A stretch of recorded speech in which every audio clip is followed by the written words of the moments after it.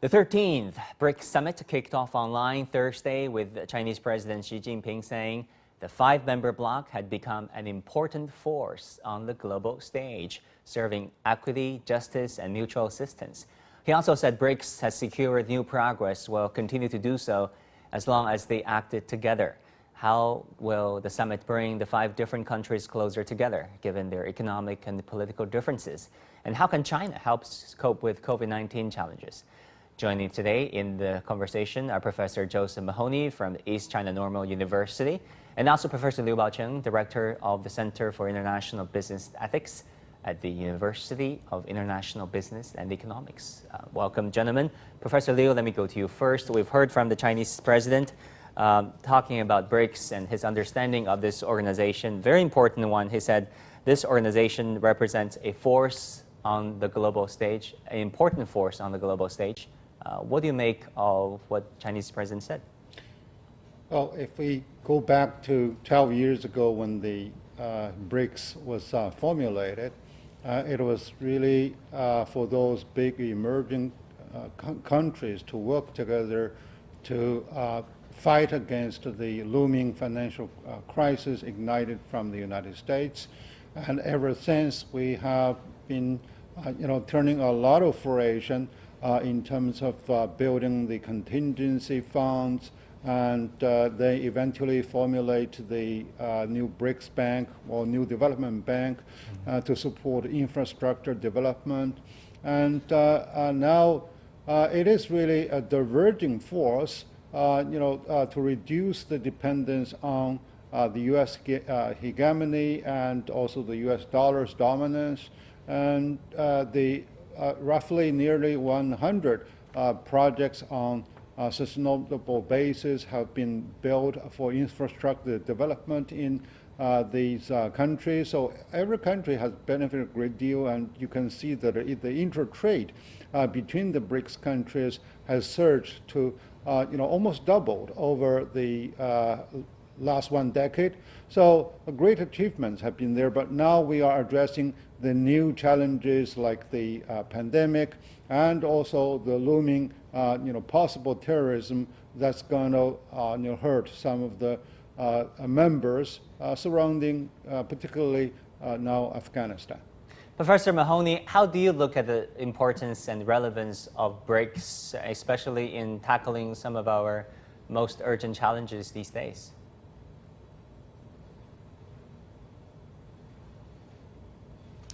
I think the interesting thing about BRICS is that it started, I believe this is actually the 15th anniversary. I think it started in 2006. But what's the most interesting thing about it is that, since that time, as my colleague noted, we had the financial crisis in 2008, but there's been a lot of ups and downs, most recently the pandemic. But the one constant in all of this really has been China. I think China, more so than the other countries, has seen more continuity and growth and responded better to the crises. And so I think China is really the backbone. But at the same time, we've seen other organizations and other multilateral efforts in some ways surpassing BRICS. We see, for example, AIIB, the Asia Infrastructure Investment Bank, has kind of overtaken the BRICS bank proposal. And we know that India is the second largest shareholder, so it's not like this is a negative development. In some ways it supplements. But I think that what's really interesting about BRICS is that going forward, this is clearly something that is in the interest of India, but also Russia. And I think once Brazil gets past its current political problems and its current pandemic problem, that Brazil will also become much more interested in BRICS, because we're really moving very, very difficultly, but definitely past this moment of American hegemony, what Xi Jinping and China call this new era. And I know it's not specifically about the post-American moment, but that's increasingly what we're really talking about, and it has implications for currency and everything else. So I think that as we're going through these difficult times, as we've gone through these major changes in the political landscape in India and Brazil, I think BRICS is going to take on renewed relevance as we move forward. One important issue is, of course, Afghanistan. The Taliban announced their caretaker government recently. And when you think about the 5 countries of blocs, they're not necessarily on the same page when it comes to their stance towards the new Taliban regime or government or whatever you call it. Professor Liu, how do you look at this potential divergence among the 5 blocs countries regarding the Taliban? Well, I think definitely there is a convergence in terms of ideological consideration because everyone wants really peace. Everyone hates terrorism. But of course, as you mentioned, there's a divergence of interest in terms of the regional, impact. For example, South Africa is far away from Afghanistan, so they are less interested in addressing such sort of issue. Although they wish, of course, there can be peace. But India had different ideas. They are more in favor of the previous government supported by the United States. But now they have to face the reality. And now China actually is interested, of course, to preserve the peace and also to look for a compromise solution so that the humanity are really being protected. But in the meantime, they can really, move forward with economic recovery in collaboration with China. And while people, normally suspect that, China is really eyeing, casting their eyes on their copper mines and other extractions. As a matter of fact, that China has really diversified supply. So therefore, it is really more just for China to to look at the situation and play a more constructive role.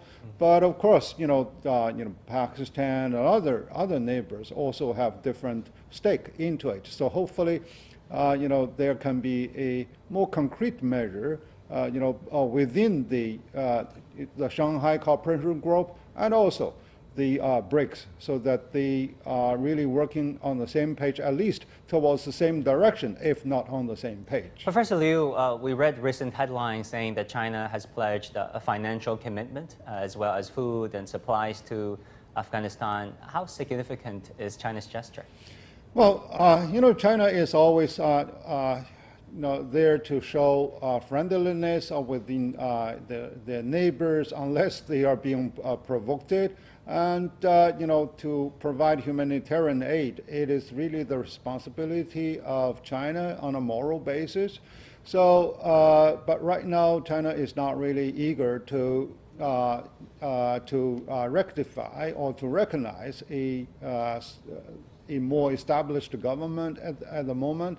But China keeps a close eye and even keep regular contact with major stakeholders in that possibly regime. But China is still highly watchful against any possible spread of terrorism that is really taking place at the border.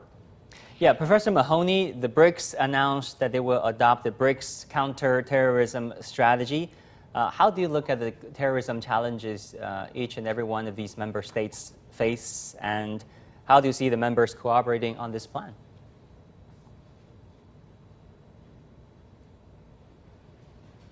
Well, I think right now, of course, the topic du jour is Afghanistan, and there, 3 countries in the BRICS have immediate concerns there: Russia, China, and India.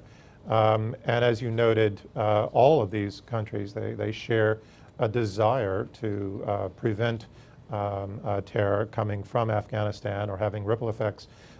Russia with its southern border, China with its western, and India with its difficulties in Kashmir and Pakistan. So, as you noted previously, the Indian government was supportive of the former government, U.S. government-supported government in Kabul. And they were driven to support that effort because they have long viewed the Taliban as being too closely associated with the Pakistani ISI, which India basically considers its main nemesis. in the conflict between Pakistan and India. And so there's this concern that that Indian interests are not only threatened now, but that Afghanistan might return to a base for training terror that could actually penetrate India. I think that the other concern, of course, is that there is this perception, at least in the West, and I think it's being cultivated in India as well, that the main winner of this conflict in Afghanistan is China. And I think this is a vast overstatement. But we're seeing all of these graphics being generated. I don't think they're coming from Beijing, of how BRI and the CPEC are now going to crisscross Afghanistan, and it's going to be some sort of Chinese checkmate in Central Asia.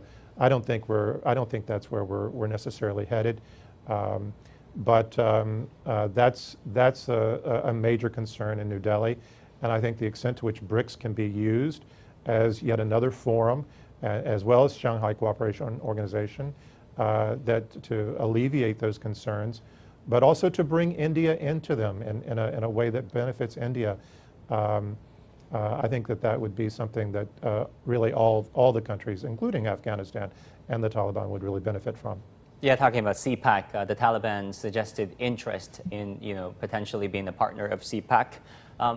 Professor Liu, President Xi Jinping at the opening ceremony of BRICS also struck a futuristic note in his speech, saying that next year China will take over the presidency of BRICS, will work for closer ties and a more result-oriented partnership, deepening all areas of cooperation. How do you see this happening? Well, he really hits on the target because over G20, over BRICS, there has been a lot more political rhetorics. They really point to the sustainable development, to inclusive development, etc. But as the Chinese saying that do not just weave the clouds and bring some raindrops. So therefore, China is very much apt at the bring pragmatic results. So therefore, actually, China has done a great deal by, President Xi declaring the Xiamen as the base for the for the new industrial revolution, catered to BRICS, and China also contributed a great deal to formulate the guideline to bring small and micro businesses along into the global supply chain.